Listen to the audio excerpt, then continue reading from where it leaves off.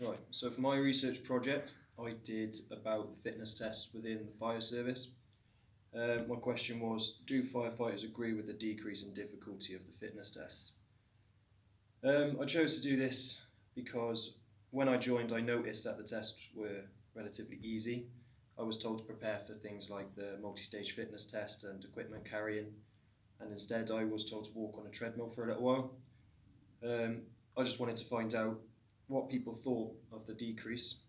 Clearly, there was a decrease because I was told to prepare for very hard fitness tests and I didn't actually have to do any of them. Um, During my literature review, there was a guide released by Racing in 2009 on how to pass the nationwide fitness tests. These tests were much harder than they are today. One of the tests included the equipment carrying. You had to carry heavy equipment over 550-metre distance.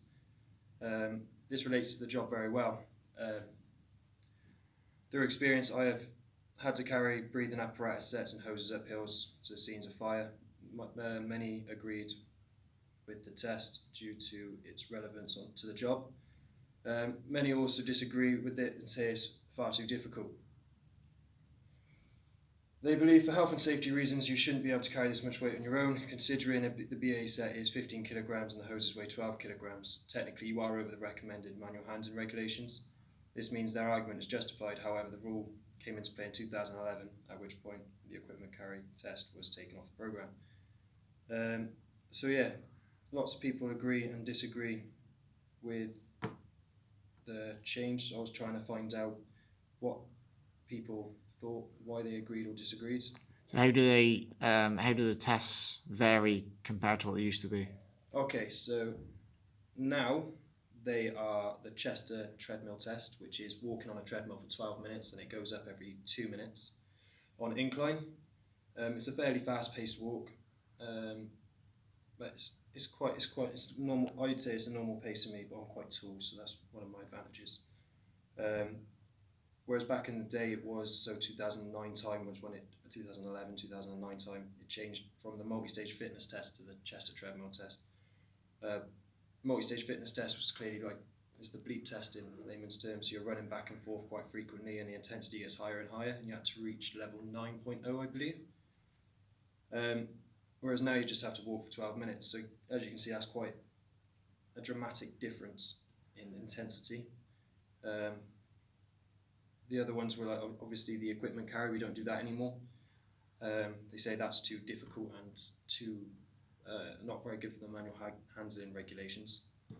There was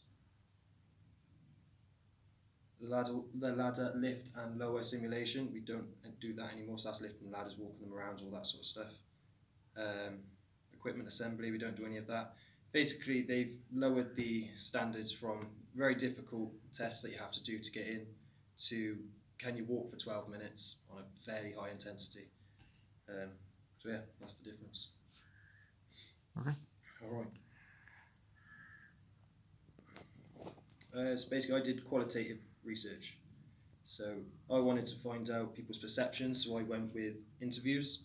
Thought questionnaires were a good option and would have been quite quick and easy to do, but the answers I got might not have been in depth enough. You can't really ask a very direct question like, what is your perception on this, through a questionnaire.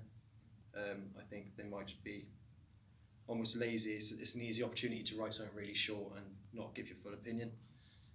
Whereas an interview, I can sort of bring the answers out of people by asking them lots of questions and following up on their answers. I interviewed 4 people in total. One person didn't actually show up. So we've got some good answers, and in the end I used some statistics to see, because my final question in the interview was to find out what their perception was of the decrease in intensity. I used percentage to find out what percentage of my sample thought it was a good or bad idea. The results came out as 100% of people disagreed with the decrease.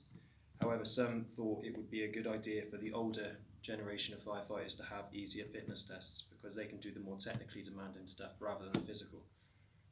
But seeing as my question was based on the initial entry requirement tests, 100% of people disagreed with the decrease.